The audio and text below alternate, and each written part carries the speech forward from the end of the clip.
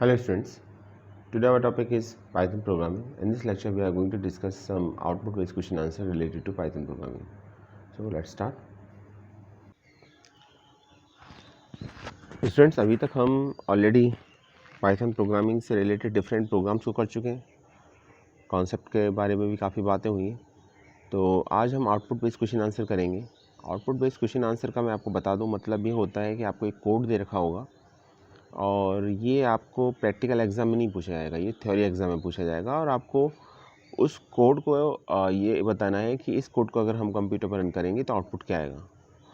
ठीक है, तो ये बेसिकली ये बताता है कि आपके कॉन्सेप्ट कितने क्लियर हैं, क्योंकि आपको कंप्यूटर का यूज़ नहीं करना है. आपको देखना है कि अगर हमें कोई कोड दे रखा है तो उस कोड को विदाउट यूजिंग कंप्यूटर हम उसका आउटपुट अगर बता पा रहे हैं तो इट मीन्स हमारे कॉन्सेप्ट क्लियर है, हमें पता है कि सिंटैक्स किस तरीके से काम करता है इसका पाइथन प्रोग्रामिंग का.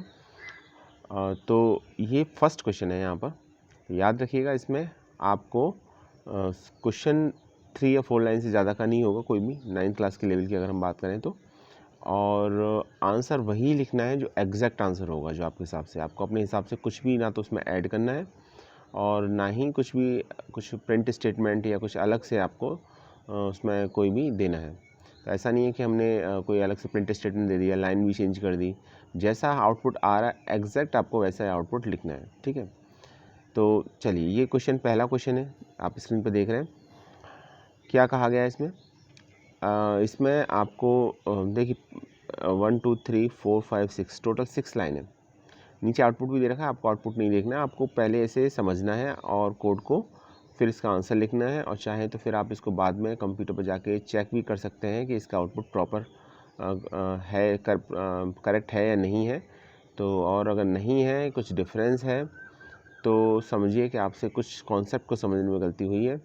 वैसे तो मैं यहाँ पर बताऊँगा ही कि इसमें किस तरीके से आपका आउटपुट निकालना है, लेकिन आप भी अगर आपका भी जो पैटर्न है, वो आपका सोचने का तरीका वो भी मैच अगर करता है तो इट मीन्स आपका कॉन्सेप्ट क्लियर है. अदरवाइज़ कहीं ना कहीं कुछ ना कुछ गलती है आपसे समझने में.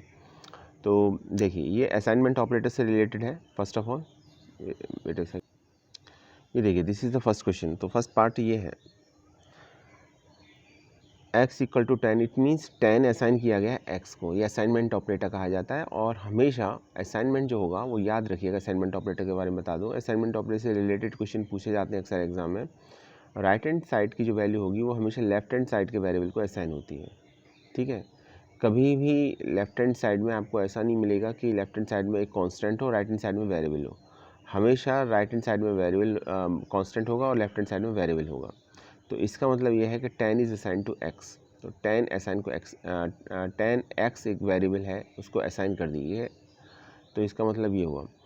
और थ्रू आउट द प्रोग्राम हम एक वेरिएबल को कितनी भी वैल्यू असाइन कर सकते हैं, लेकिन जब हम प्रिंट कराएंगे तो जो लेटेस्ट वैल्यू होगी वही उसका आंसर होगा. इस बात को याद रखिएगा. ठीक है, नेक्स्ट हमने कहा x equal to x plus 10. अब हमने कहा कि x को x प्लस 10 असाइन कर दिया गया, क्योंकि x की वैल्यू पहले से ही ऑलरेडी हमने 10 दे दी है. तो अब x को हमने 20 असाइन कर दिया, क्योंकि 10 प्लस 10 20 होता है. तो अब x की वैल्यू 20 हो जाएगी. Now at that point of time अगर मैं x की वैल्यू प्रिंट कराता हूँ जस्ट आफ्टर दैट स्टेटमेंट, तो x की वैल्यू 20 प्रिंट होगी. और ऐसा क्यों? ऐसा इसीलिए क्योंकि मैंने बताया था हमेशा लेटेस्ट वैल्यू कंसीडर होगी इसके अंदर. तो अब पुरानी किसी वैल्यू से कोई मतलब नहीं है. अब x की कोई वैल्यू 10 नहीं है. अब फिलहाल x की वैल्यू 20 है और through out all calculation x की वैल्यू 20 ही यूज़ होगी जब तक कि इसकी फर्दर कोई और वैल्यू असाइन ना कर दी जाए. आगे देखते हैं. फिर लिखा गया है x is equal to x minus 5. तो x की अभी वैल्यू हमने क्या बताई थी? x की वैल्यू थी 20, तो फिर से असाइन कर दिया गया है. अब जब इसको हम देखेंगे तो क्या असाइन किया गया है? x is equal to 20 minus 5. 20 minus 5 कितना होता है? 15. तो x को कितनी वैल्यू असाइन कर दी गई है? 15. तो अब x को 15 वैल्यू असाइन कर दी गई. तो अब x की वैल्यू 15 है. अब इस पॉइंट पर अगर हमने प्रिंट स्टेटमेंट दिया तो x की 15 वैल्यू असाइन होगी. इससे कोई मतलब नहीं कि पहले वैल्यू क्या थी इसकी. ठीक है, तो फिलहाल अब x की वैल्यू 15 है और यहाँ पर प्रिंट स्टेटमेंट दे भी रखा है प्रिंट x. तो ऑब्वियसली जब प्रिंट स्टेटमेंट दे रखा है यहाँ पर थोड़ा सा आपको जल्दीबाजी नहीं करनी है, समझना है क्या दे रखा है. प्रिंट x दे रखा है, तो x की वैल्यू 15 है, इसमें तो हमें कोई डाउट नहीं है. तो x की वैल्यू 15 प्रिंट हो जाएगी. लेकिन ये बात याद रखनी है कि जब कभी प्रिंट स्टेटमेंट दिया जाता है तो हमेशा उसके बाद कोई दूसरा प्रिंट स्टेटमेंट दिया जाता है तो लाइन चेंज हो जाएगी। तो फिलहाल प्रिंट एक्स है तो एक्स की वैल्यू 15 तो प्रिंट हो जाएगी, लेकिन इसके बाद कोई अगर दूसरा कोई प्रिंट स्टेटमेंट आएगा तो याद रखिएगा वो नेक्स्ट लाइन के अंदर आएगा, ठीक है, नेक्स्ट लाइन के अंदर प्रिंट होगा। तो लाइन चेंज नहीं करनी है, तो आपको लगातार या कंटिन्यूस वे में वैल्यू नहीं लिख देनी है। अगर आपने वैल्यू भी सही लिखी है लेकिन फॉर्मेट गलत है तो भी आपका आउटपुट गलत ही माना जाएगा। तो फिलहाल यहाँ पर एक्स की वैल्यू 15 हो जाएगी, ठीक है। आगे देखते हैं, अब समझिए इसको। ये लिखा गया है x comma y is equal to x minus 2 comma 22। इसका क्या मतलब है? इसका मतलब समझ लीजिए पहले आप। ये मल्टीपल असाइनमेंट है, ठीक है। अभी तक हमने क्या किया, एक सिंगल वैल्यू थी, एक वेरिएबल था, असाइनमेंट हो रहा था। लेकिन मल्टीपल असाइनमेंट में क्या होता है कि हमारे पास एक से ज़्यादा वेरिएबल होंगे और एक से ज़्यादा वेरिएबल को हम एक से ज़्यादा वैल्यू असाइन करेंगे। अगर 2 लेफ्ट हैंड साइड में है तो 2 राइट हैंड साइड में है, तो फर्स्ट वैल्यू फर्स्ट वेरिएबल को असाइन हो जाएगी, सेकंड वैल्यू सेकंड वेरिएबल को असाइन हो जाएगी। दोनों साइड में ये ज़रूरी है कि हम देखेंगे कि क्या इक्वल नंबर ऑफ एक साइड में, दोनों साइड में इक्वल नंबर है, मतलब दोनों एक साइड में इक्वल नंबर एक साइड में अगर 2 वेरिएबल्स हैं तो दूसरी साइड में भी 2 वैल्यू होनी चाहिए, ठीक है। क्लियर है? ये कॉन्सेप्ट थोड़ा सा हम आगे जाके और पढ़ेंगे, लेकिन फ़िलहाल इस केस में अगर मैं आपको एक बात बता दूं कि इसको ऐसे समझिए कि अगर राइट हैंड साइड में 2 वैल्यूज़ हैं और लेफ्ट हैंड साइड में भी 2 वेरिएबल हैं तो फर्स्ट वेरिएबल को असाइन हो जाएगी, सेकंड वैल्यू सेकंड वेरिएबल को असाइन हो जाएगी। क्लियर? इसी तरीके से अगर 3 वेरिएबल अगर हमारे पास होते तो फर्स्ट वैल्यू फर्स्ट वेरिएबल को असाइन होती, सेकंड वैल्यू सेकंड वेरिएबल को असाइन होती और थर्ड वैल्यू थर्ड वेरिएबल को असाइन होती। तो जब कभी भी असाइनमेंट में आप ये देखें किसी भी असाइनमेंट ऑपरेटर में कि दोनों साइड में यानी कि वेरिएबल भी इक्वल, वेरिएबल कांस्टेंट के इक्वल हैं, तो same number of value assign की गई है वेरिएबल्स को, तो उसमें कोई प्रॉब्लम वाली बात नहीं होती। फर्स्ट वैल्यू फर्स्ट वेरिएबल का असाइन होती है, सेकंड सेकंड का असाइन होती है। तो इस केस में x माइनस 2 की वैल्यू x को असाइन हो जाएगी, लेकिन x की क्या वैल्यू थी? x की वैल्यू थी 15, ठीक है। तो 15 माइनस 2 मीन्स 13 असाइन हो जाएगी x को, तो 13 असाइन हो जाएगी x को, ठीक है। और फिर y को असाइन हो जाएगी 22।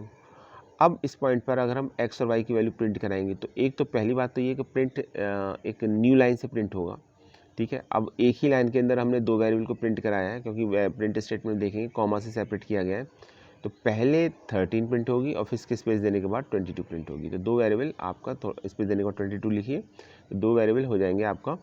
तो इस तरीके से ये आपका आउटपुट आएगा 15, 13, 22। आई होप समझ में आ चुका होगा।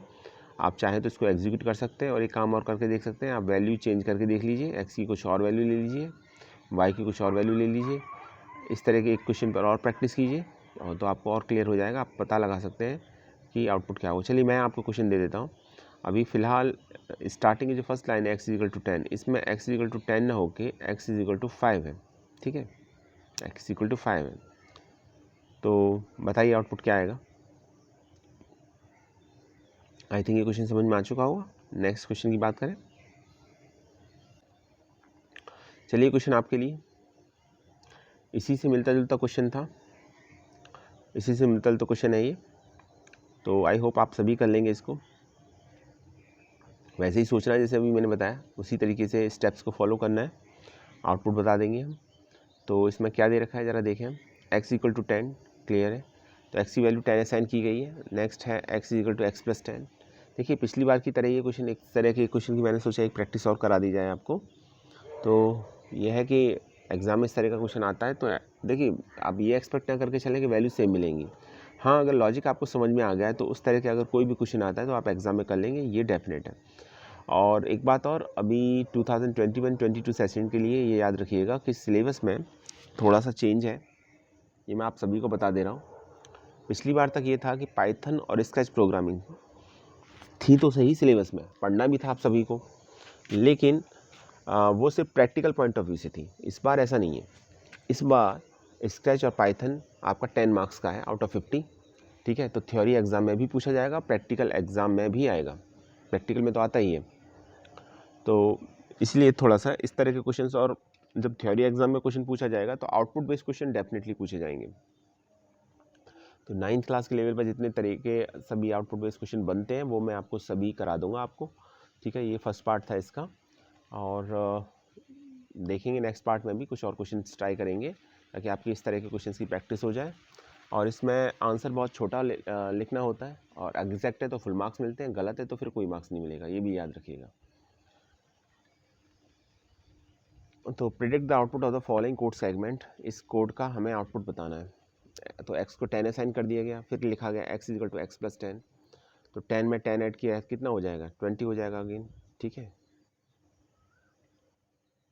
नेक्स्ट लाइन के अंदर देखिए x is equal to x minus 5, तो अभी x की वैल्यू 20 है, 20 में से 5 को सेपरेट करेंगे तो कितना आ जाएगा 15।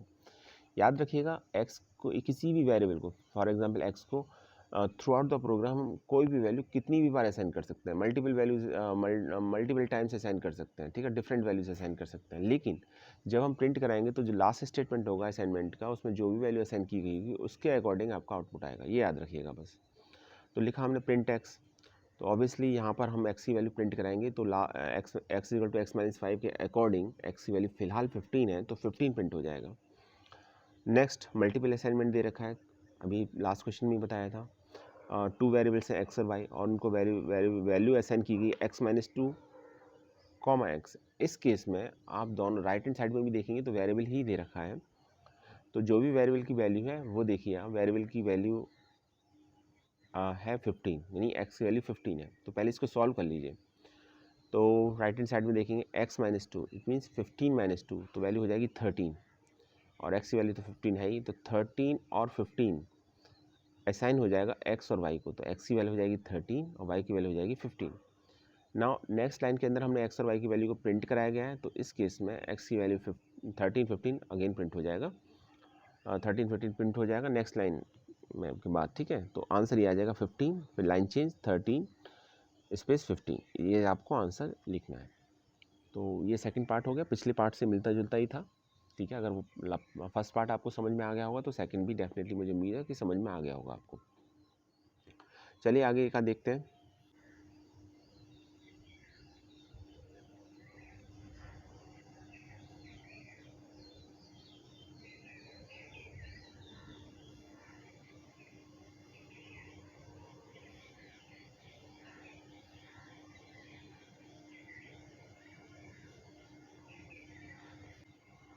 आगे का पार्ट थोड़ा इंटरेस्टिंग है, और इंटरेस्टिंग दो वजह से है।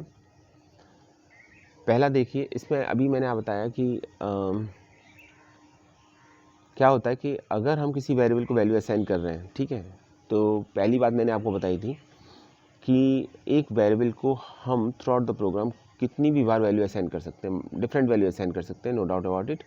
और जब प्रिंट कराते हैं तो जो लास्ट वैल्यू होती है असाइन जो होती है वही कंसीडर की जाती है।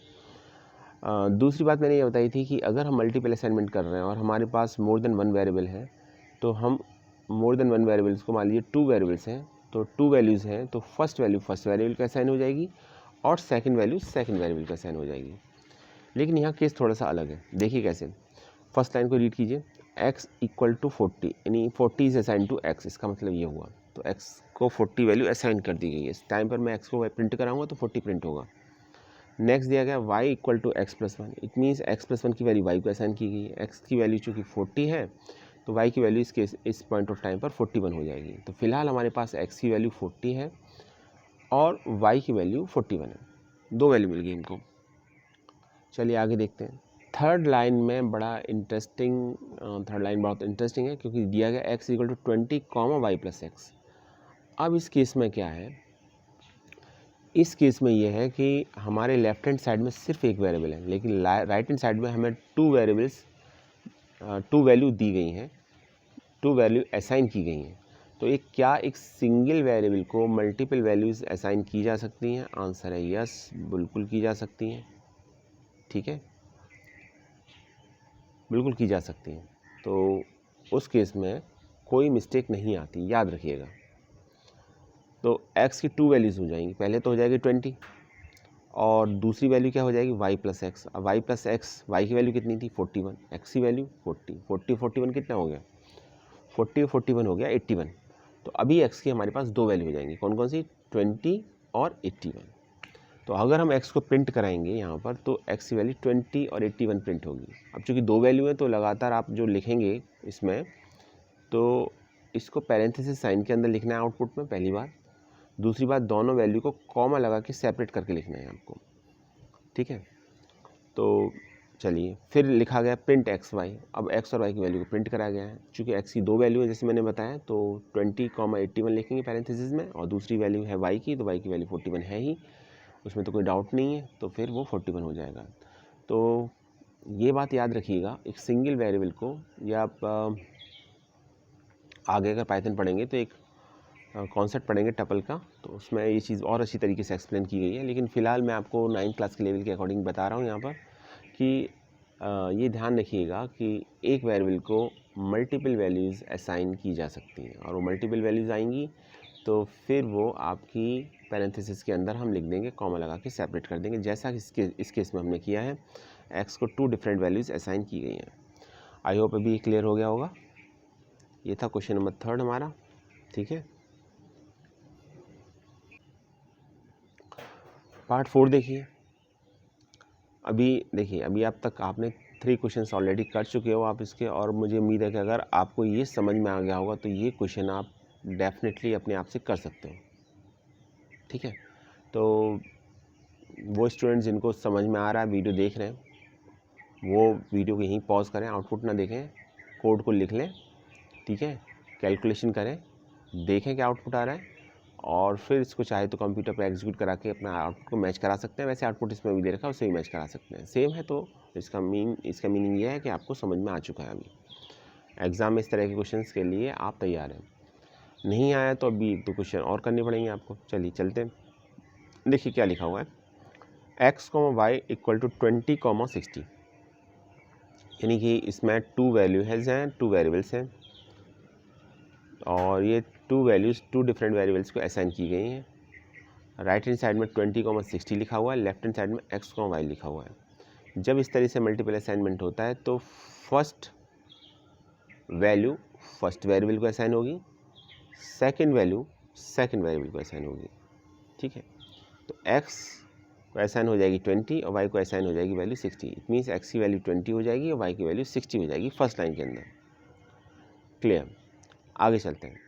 आगे फिर से असाइनमेंट दे रखा है, और इस बार मल्टीपल असाइनमेंट में इस तरीके से दिया है कि आपको 3 वेरिएबल को 3 डिफरेंट वैल्यूज असाइन की गई हैं। तो राइट हैंड साइड को पहले सॉल्व करते हैं। राइट हैंड साइड में है x, तो x की वैल्यू तो 20 थी, इट मीन्स x की जगह हम 20 लिख देंगे। फिर है y -10, y की वैल्यू थी 60, तो y -10 हो जाएगा 50, ठीक है। तो y -10 की जगह 50 लिख देंगे। और ये लिखा हो x + 10, तो x की वैल्यू कितनी थी, x की वैल्यू 20 थी, तो 20 + 10 कितना हो जाएगा 30। तो अभी इस लाइन को आप दोबारा से लिखेंगे, जब आप रफ कैलकुलेशन कर रहे हैं तो उसको ऐसे लिखिएगा, y, x, y equal to कितना होगा 20, 50, 30, ठीक है, ये लिख दीजिए। तो ये वैल्यू हो जाएंगी। अब हमने नेक्स्ट लाइन के अंदर x और y की वैल्यू को प्रिंट कराया, ठीक है। तो x की तो फर्स्ट वैल्यू फर्स्ट वेरिएबल को असाइन हो जाएगी, सेकंड को, और थर्ड को। तो y को x की वैल्यू असाइन हो जाएगी, it means y equal to 20 हो जाएगा। देन x को y -10 असाइन हो जाएगा, यानी 60 - 10, इट मीन्स 50 असाइन हो जाएगा। और फिर y को x + 10, ठीक है। तो x कितना था 20 + 10 कितना हो जाएगा 30। अब यहाँ पर हमने नेक्स्ट लाइन के अंदर प्रिंट कराया x, y। तो देखिए x में तो कोई डाउट है नहीं, क्योंकि x को असाइन हुआ था y -10, ठीक है, और y की वैल्यू थी 60, तो 60 - 10 50, तो x की वैल्यू तो डेफिनेटली 50 होगी, इसमें तो कोई डाउट नहीं है। जो प्रॉब्लम है वो इस केस में है कि y को इसी सिंगल स्टेटमेंट में 2 बार डिफरेंट वैल्यूज असाइन की गई हैं। एक बार असाइन किया गया है आपका x, इट मीन्स 20, और एक बार असाइन किया गया है आपको y इक्वल टू x + 10, इसमें 20 + 10 इट मीन्स 30, ठीक है। तो कौन सी वैल्यू होगी इस केस में अगर हम y की वैल्यू को प्रिंट कराएंगे तो इस केस में ये याद रखिएगा कि इस तरीके से एक ही वेरिएबल को मल्टीपल असाइनमेंट में डिफरेंट वैल्यूज असाइन की जाती हैं, ठीक है। तो जो वेरिएबल लेफ्ट हैंड साइड में सबसे लास्ट में आ रहा होगा, उसकी वैल्यू को हम कंसिडर करेंगे। तो y सब तो पहले आया y, फिर है x, y। तो इस ये जो y है इसकी जो वैल्यू होगी लास्ट वाले y की, जो x के बाद आया है, जिसको x + 10 असाइन किया है हमने, तो वो वैल्यू कंसिडर होगी। इस केस में ये हो जाएगा 20 + 10 = 30। तो 30 असाइन हो जाएगा इस केस में। ये पॉइंट भी लिख लीजिएगा, याद कर लीजिएगा। इस तरीके से अगर एक ही वेरिएबल को मल्टीपल वैल्यू असाइन की जाती हैं, ठीक है, मल्टीपल असाइनमेंट ऑपरेटर के थ्रू, मल्टीपल असाइनमेंट के थ्रू, तो फिर उस केस में जो लास्ट टाइम जो वेरिएबल की वैल्यू आई होगी वही आपकी कंसिडर होगी इस केस में।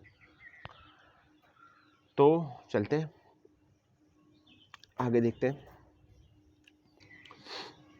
तो है तो ये पार्ट 5, गलती से 6 लिखा हुआ है, तो चलिए इसको देखते हैं। ये आपका कंपैरिजन ऑपरेटर का, देखिए एग्ज़ाम में ये मान के चलिएगा कि पूछे जाने के अच्छे खासे चांसेस बन जाते हैं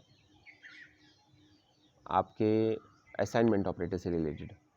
तो अगर आप असाइनमेंट ऑपरेटर का कुछ प्रैक्टिस कर लेते हैं, और जितने तरह के क्वेश्चन बन सकते थे मैं ऑलरेडी करा चुका हूँ आपको, कुछ और भी कराऊंगा मैं आपको, तो याद रखिएगा कि डेफिनेटली क्वेश्चन आने के अच्छे चांसेस हैं इसमें। अब बात करते हैं रिलेशनल ऑपरेटर की, जिसे कंपैरिजन ऑपरेटर भी बोला जाता है। जब कभी भी हम कंपेयर करते हैं, ठीक है, एलिमेंट्स को, जैसे less than, greater than, less than equal to, greater than equal to, not equal to, तो उसमें ये बात हमेशा याद रखिएगा कि आंसर या तो ट्रू होता है या फॉल्स होता है। वैसे ही आप रियल लाइफ में अगर कंपैरिजन करें, ठीक है, जैसे आप ये बात की जाए कि आप पर्टिकुलर किसी दूसरे पर्सन एक्स पर्सन वाई से टॉल है या नहीं है, ठीक है, तो आंसर या तो ट्रू होगा या फॉल्स होगा, ठीक है। जैसे आपने खाना खाया या नहीं खाया, तो या तो ट्रू होगा या फॉल्स होगा। इसी तरीके से नंबर्स की टर्म्स में अगर हम कहें कि ए बी से बड़ा है या नहीं है, a is greater than b और नॉट, तो आप कहेंगे या तो ट्रू होगा आंसर या फॉल्स होगा। तो यहाँ पर इसी तरीके से less than, greater than, equal to, ठीक है, नॉट इक्वल टू, कंपैरिजन में हमेशा कंपैरिजन होता है, और जब कंपैरिजन होता है तो वो कंपैरिजन ऑपरेटर के थ्रू, तो लेस देन के थ्रू, ग्रेटर देन के through, less than equal to, greater than equal to और नॉट इक्वल टू, ये 5 ऑपरेटर्स होंगे। और कंपैरिजन का आंसर हमेशा ट्रू या फॉल्स में आएगा। ट्रू और फॉल्स कीवर्ड्स हैं, आप लोगों को जिसको नहीं पता कीवर्ड्स क्या होते हैं, मैं एक बार फिर बता देता हूँ। रिजर्व वर्ड्स होते हैं कीवर्ड्स, जिनका मीनिंग ऑलरेडी डिफाइंड होता है, ठीक है, पाइथन के लिए। तो ये कंपैरिजन ऑपरेटर में आंसर हमेशा ट्रू या फॉल्स में आएगा, तो ये याद रखिएगा। समझ में आ चुका होगा। अभी चल के करके देखते हैं एक। तो फर्स्ट ए को दे रखा है वैल्यू 3, बी को दे रखी है वैल्यू 5, प्रिंट कराया ए ग्रेटर देन बी। क्या ए ग्रेटर देन बी है? 3 ग्रेटर देन 5 है? आंसर है नहीं। नहीं के लिए आएगा फॉल्स। जब आप आंसर आपका नो होगा तो डेफिनेटली आंसर फॉल्स होगा, यस होगा तो आंसर ट्रू होगा, बस ये याद रखिएगा। Second, print a is not equal to b. Not equal to का साइन है, इसको भी अगर आपको नहीं पता है तो देख लीजिए। नॉट इक्वल टू इस तरीके से लिखा जाता है, a is not equal to b. तो नॉट इक्वल टू बी, क्या ए बी के इक्वल है? बिल्कुल नहीं है। और यहाँ पे क्या लिखा गया? यही लिखा गया, a is not equal to b, तो आंसर है ट्रू, तो ट्रू आएगा आपका। थर्ड देखिए, print a equal to b. A equal to का साइन है, सिंगल, देखिए अभी जो मैथ में इक्वल का साइन होता है वो एक्चुअली पाइथन में असाइनमेंट ऑपरेटर होता है, तो इक्वल का ही साइन है, डबल इक्वल लिखते हैं हम इसको। तो ये कंपैरिजन ऑपरेटर हुआ एक तरीके से, कंपैरिजन ऑपरेटर हुआ, ठीक है। तो इसमें हमने कंपैरिजन किया, a is equal to b, a b के इक्वल नहीं है, तो आंसर अगेन फॉल्स आएगा। तो आंसर आएगा फॉल्स, ट्रू, फॉल्स। और हर बार लाइन चेंज हो जाएगी, तो आपको लाइन का भी ध्यान रखना है। ऐसा नहीं करना है कि एक ही लाइन में फॉल्स, ट्रू, फॉल्स लिख दें, ठीक है। उस तरीके से लिखेंगे तो मार्क्स नहीं मिलेंगे आपको। आगे चलते हैं, इस प्रोग्राम को देख लीजिए। एक्चुअली प्रोग्राम पहले बताना चाहिए था मुझे, आउटपुट बेस्ड क्वेश्चन ज़्यादा इजी है। इसको देख के आपको कुछ याद भी आया होगा। अगर आपने सभी लेक्चर्स मेरे पिछले के वीडियोस देखे हैं, क्लासेस प्रॉपर्ली अटेंड किए हैं, तो मुझे नहीं लगता कि इसमें कोई प्रॉब्लम आने वाली है आपको। ये स्वैपिंग का प्रोग्राम है, ठीक है, स्वैपिंग का हमने प्रोग्राम बनाया था, तो वही है ये। तो देखिए क्या लिखा हुआ, a is equal to 3, a को 3 असाइन कर दिया गया, b equal to 5, 5 is assign to b, it means then a comma b equal to B comma a. Wait a second, a is equal to 3 है, 7th part है ये, b is equal to 5 है, okay, a is equal to 3 है, b is equal to 5 है, equal तो नहीं है, इसको असाइनमेंट बोला जाता है, तो हम इसको ऐसे, मतलब ये होगा 3 is assign to a and 5 is assign to b। a को वैल्यू 3 असाइन कर दी गई है और b को 5 असाइन कर दिया गया है, ठीक है। तो फिलहाल हमारे पास a की वैल्यू 3 है और b की वैल्यू 5 है। नेक्स्ट लाइन के अंदर हमने लिखा a comma B is equal to B comma A, तो राइट हैंड साइड को सबसे पहले सॉल्व करेंगे। b की वैल्यू 5 है और a की वैल्यू 3 है, तो इसका मतलब हो जाएगा, आप एक लाइन में नेक्स्ट में लिख सकते हैं, रेफर कर रहे हैं तो a comma B is equal to 5 comma 3। तो फर्स्ट वैल्यू फर्स्ट वेरिएबल को असाइन हो जाएगी, सेकंड वैल्यू सेकंड वेरिएबल को असाइन हो जाएगी, ठीक है। तो a को असाइन हो जाएगी इस केस में 5 और b को असाइन हो जाएगी 3। तो अब अगर आप प्रिंट कराएंगे a और b की वैल्यू तो आंसर आएगा 5 और 5 स्पेस 3, ठीक है। तो एक्चुअली इसमें क्या हुआ, इसमें हमने ये देखा कि a और b की जो स्टार्टिंग वैल्यू थी वो स्वैप हो गई एक दूसरे से बिल्कुल। a की वैल्यू 3 थी, b की वैल्यू 5 थी, और बाद में जब प्रिंट हुआ तो a की वैल्यू 5 और b की वैल्यू 3 हो गई। तो आप में से जिन लोगों ने भी स्वैपिंग का प्रोग्राम किया है, प्रैक्टिकल फाइल में लिखा होगा, उनको पता होगा कि स्वैपिंग का प्रोग्राम है, इस तरीके से वैल्यू स्वैप हो जाती है। यहाँ भी वैल्यू स्वैप हुई हैं। आई होप ये समझ में आ चुका होगा आपको, ठीक है। चलिए आगे चलते हैं।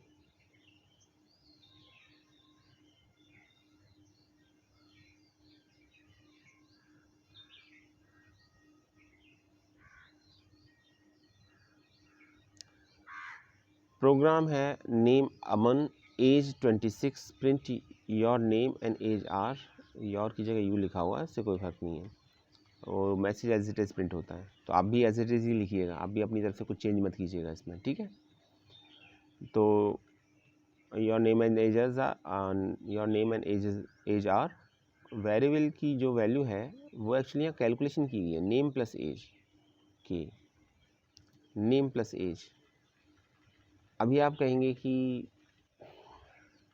नंबर्स में नंबर्स ऐड हो जाते हैं, स्ट्रिंग में स्ट्रिंग ऐड हो जाती है, जिसे हम कॉन्कैटिनेशन बोलते हैं, याद रखिएगा।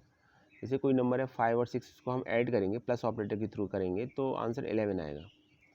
5 और 6 को ऐड करने के बाद 11 आएगा आंसर। लेकिन अगर ये कोई स्ट्रिंग है, स्ट्रिंग कैसे पता चलेगा, स्ट्रिंग पता चलेगा सिंगल कोट्स या डबल कोट्स में दे रखा होगा आपको मैसेज, जो भी मैसेज होगा, तो स्ट्रिंग कॉन्कैटिनेट हो जाती हैं, आपस में जुड़ जाती हैं, ठीक है, एक स्ट्रिंग बन जाती है। दे रखा है नेम इज इक्वल टू अमन, अमन एक स्ट्रिंग है, ठीक है, क्योंकि डबल कोट्स में दे रखा है, हमको ऐसे पता चला। एज इज इक्वल टू 26, तो एज 26 दे रखी है। अब 26 देखने में तो नंबर लगता है हमको, नंबर है भी, लेकिन चूंकि यहाँ पर ये सिंगल कोट्स के अंदर दे रखा है तो इस समय ये एक इंटीजर वैल्यू नहीं है, ये एक आपकी स्ट्रिंग वैल्यू है। इसको पाइथन एज ए स्ट्रिंग समझेगा, क्योंकि जो भी कुछ सिंगल कोट्स या डबल कोट्स में मार्क किया जाता है वो एक स्ट्रिंग होती है, चाहे वो नंबर हो, चाहे वो लेटर हो, चाहे कुछ और ही क्यों ना हो, कैरेक्टर ही क्यों ना हो, स्पेशल कैरेक्टर ही क्यों ना हो। तो फिलहाल हमारे पास दो स्ट्रिंग है, एक अमन और एक 26। तो कंफ्यूज जो ये क्वेश्चन कर रहा है वो सिर्फ एक वजह से कर रहा है कि 26 को आप इंटीजर मत समझ लीजिएगा।